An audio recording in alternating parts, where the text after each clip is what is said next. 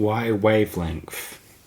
Wavelength was, in some respects, an attempt by Michael Snow to scan the apparatus of screen itself, a finer, more cogent effort succeeding the earliest features from Andy Warhol. We can define several of Wavelength's compelling attributes via these particular topic points. Space. How the gradually cropped image of this room transforms from modestly expansive to tightly imprisoning, and how a flat image was traditionally able to evoke spaciousness. See the film's final minutes, that painting on the wall. Sound. Snow chose not to have his film in silence. Warhol's are, the ones inferred earlier. The most immediate effect of the drone soundtrack is to glue you psychologically to the image as an attempt at a trance, and not just as a lazy student's pseudo-profound project. Even if it were that, the soundtrack still, otherwise you could perceive the film as such, but with the soundtrack, and even if it were that, the soundtrack still screams that you pay attention to the image, almost convinced somehow that the staticity of the image is producing the strained, clogged sonics which parks in your ears. Then consider the brief demonstration of the Beatles' Strawberry Fields Forever early in the film. This is one area where a viewer must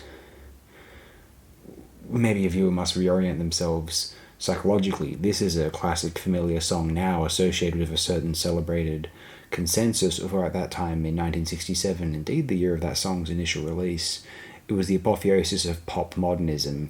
It appears, but then when the needle is pulled off the record, a non-diegetic sound posing as diegetic sound, as most diegetic sound was, as it gives way to the imposing drone, almost symbolically declaring that Wavelength's avant-garde is more challenging, technologically primeval, and insistently radical. Time. Wavelength, for most viewers, especially if watched in a cinema screening with no overt suburban home distractions, will feel longer than 45 minutes, and insists on the importance of time where the medium of animation, a film as we might know it in the live-action variant, compared with the elastic, rigid stillness of the static image. Snow deems the time a necessary window with which to conjure the contemplative thoughts he is attempting to symbolize in his feature here, a time which was not adequate at 10 to 30 minutes, but at the exact consensually agreed upon feature film length, a possibly cheeky, or genuinely philosophically speculative gesture on the filmmaker's end. Narrative. There is a loose narrative, or more than one, a couple of them, displayed in the runtime of Wavelength. Firstly is the aforementioned playing of the Strawberry Fields Forever song, enabled by two women who eventually, not belatedly, leave this room, and then later we witness a man collapse to the ground and witness an image of another woman answering a phone call and appearing to then cry at what she hears on the other end. We cannot help but connect those latter two images as a narrative, frankly. Earlier still in the film, very early, some individuals place a bookcase into this room, an early example in the work of how the spatial character, indeed the character itself, of a room, of a space, can be altered, engineered, or enabled via the presence of aesthetic blockers, bouncing light, and individual human behavior also. There is more detail to the narrative events than I'm sharing here. Apparently people have made out what the woman is saying over the phone, but to an average viewer it is very difficult to decipher, and so I will try to assess the film on this basis so as to discern the effect it has on an average viewer, rather than those who comb through it for secrets and or hidden details, as I suspect Snow intended the film's effect to be induced in the former rather than in the latter, who weren't presumed to ever exist afterward, prior to Wavelength's conception, composition, and then premiere. Image. Remember the James Banning quote we've brought up before? Cinema moved too quickly. It ought to have taken its time and explored that new revelation of moving pictures. Wavelength is the imaginatively first feature film. If the technology allowed features immediately, perhaps Wavelength would have been the appropriate kind of film to make, to test the boundaries and most immediate implications, abilities of the medium, technologically, structurally, and also subsequently psychologically, existentially.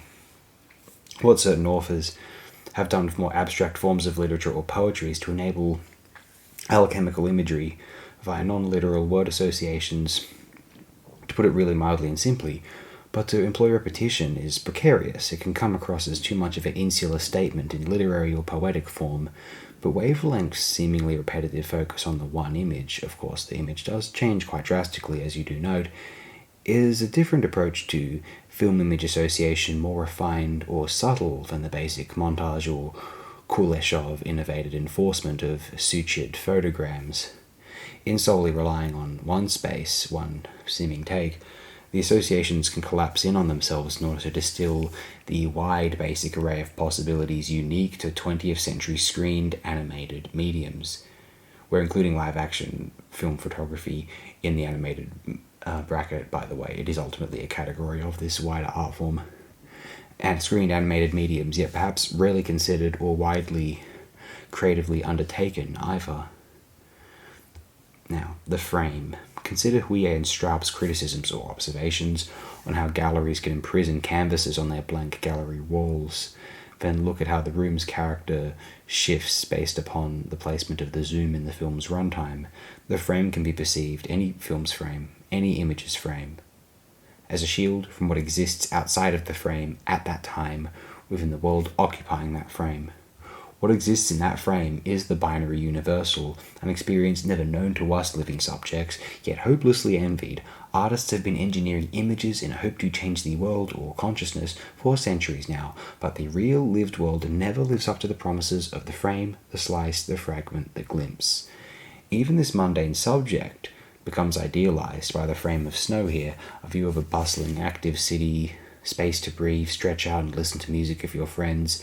Wavelength implies a blissful utopian freedom not unlike the Straub-Huillet cinematic output, rooted in the contemporary metropolitan starving artist verse, and lightly pop art in its elevation of a mundane, recognizable image as a thing of modernist, objectified, fixated upon thing of reverent majesty. Possibility. Though Wavelength does not feature a literal display of activity, its emphasis on what we might call at the surface level the bare minimum bizarrely enables a consideration of all possibilities as it demonstrates the basic existential prowess of the most fundamental of cinematic characteristics.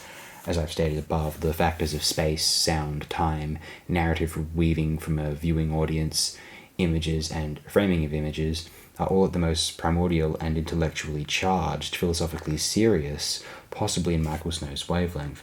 Lastly, though not least importantly, consider the title of the film. Consider this feature a visual analogue of the oral phenomenon where the film camera's frame itself is concerned, complete with the audio accompaniment of this described phenomenon. What could potentially, one could imagine that sounding like, at least, maybe superficially. I find it saddening that this film is most well known recently for that rather bad person James Rolfe waxing about it in his biography in order to try and insist that the angry video game nerd is actually a very serious film auteur, and so people have decided to backlash against it, determining that it is Emperor's New Clothes and that all devotees of Wavelength are the likes of arrogant narcissistic buffoons like pathetic Rolfe.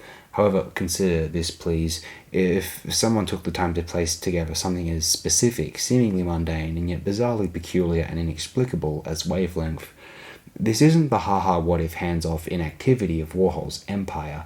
There are dozens of choices on display in Wavelength, and if any film has you asking why, tracking down interviews of its filmmaker Michael Snow as swiftly as possible, it is this one right here, Wavelength 1967.